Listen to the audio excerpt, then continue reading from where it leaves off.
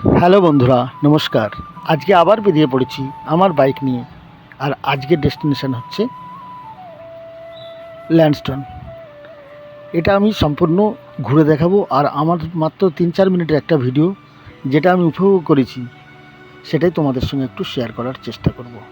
তো বন্ধুরা, এই মুহূর্তে আমি পাহাড়ের রাস্তায়, আর চারপাশের পরিবেশটা একদম অসাধারণ। গাছপালা, ঠান্ডা হাওয়া আর পাহাড়ি রাস্তা সব মিলেই এমনটাই ভালো হয়ে যাচ্ছে।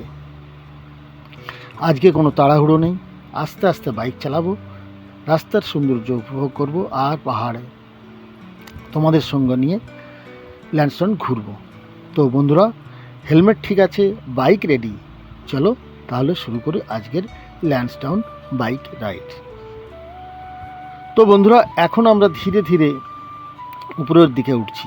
এই পাহাড়ি রাস্তার একটা আলাদা মজা আছে। প্রতিটা বাঁকের পর মনে হয় সামনে আবার নতুন কোনো ভিউ অপেক্ষা করছে। চারপাশে এত সবুজ, শহরের মধ্যে থেকে এগুলো ভাবাই যায় না। আর বাইকে পাহাড়ের ঘোরাটার মজাটাই আলাদা। গাড়ির ভিতরে বসে যে ফিলিংটা পাওয়া যায় না, বাইকে সেটা সরাসরি অনুভব করা যায়। ঠান্ডা বাতাস, রাস্তার গন্ধ আর চারপাশের প্রকৃতি। তবে একটা কথা সবসময় মনে রাখবে, পাহাড়ে কখনোই স্পিড নিয়ে রাইড করবে না।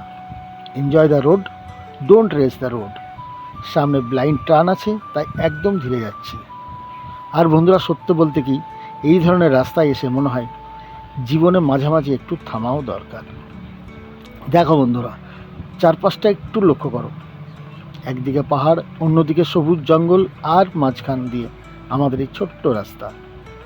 জীবনটাও অনেকটাই পাহাড়ি রাস্তার মতোই। সব রাস্তা সোজা হয় না, কোথাও বাঁক আসবে, কোথাও রাস্তা কঠিন হবে, আবার কোথাও সুন্দর একটা ভিউ আমাদের জন্য অপেক্ষা করবে।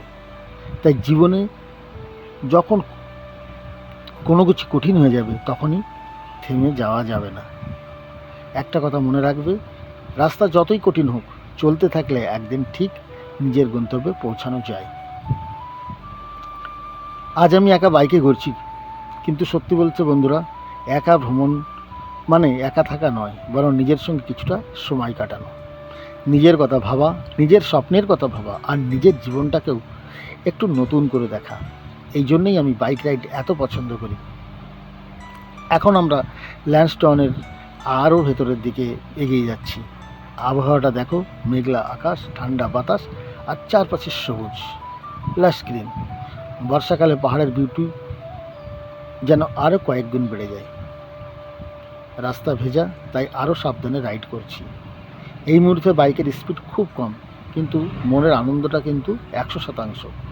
কখনো কখনো জীবনের বড় কিছু পাওয়ার দরকার হয় না। একটা সুন্দর রাস্তা, একটা বাইক, একটু ঠান্ডা বাতাস, আর সামনে পাহাড়, এইটুকুই অনেক হ্যাপিনেস লুকিয়ে থাকে।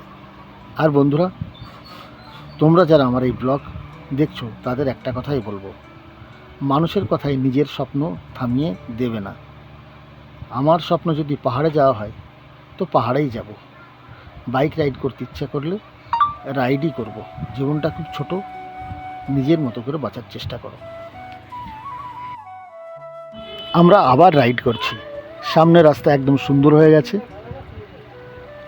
এখানে এসে বারবার একটা কথাই মনে হচ্ছে, মঞ্জিলের থেকে সফরটাই হয়তো বেশি সুন্দর। কারণ মঞ্জিলে পৌঁছে যাওয়ার পর একটা জায়গা থেমে যেতে হয়, কিন্তু সফরের সময় প্রতিটা মুহূর্তই নতুন। এই যে এখন আমি বাইক চালাচ্ছি, সামনের রাস্তা দেখছি, পাশে পাহাড় দেখছি, এই মুহূর্তটাই আসলে আমার কাছে মেমোরি হয়ে থাকবে। এই জীবনে শুধু ডেস্টিনেশন নিয়ে ভাববে না, জার্নিটাকেও এনজয় করো। হ্যাঁ বন্ধুরা, পাহাড়ে আসল প্রকৃতিকে সম্মান করো, যেখানে সেখানে নোংরা গার্বেজ ফেলবে না, আর রাস্তার সেফটি রুলস অবশ্যই মেনে চলবে। তো বন্ধুরা, আজকের এই ল্যান্ডস্টোন বাইক রাইড এখানেই শেষ করছি। আজকের রাইডটা সত্যি অসাধারণ ছিল। এই পাহাড়ের রাস্তা, ঠান্ডা বাতাস, সবুজ জঙ্গল, আর আমার হান্টার 350 সব মিলিয়ে একটা পারফেক্ট জার্নি।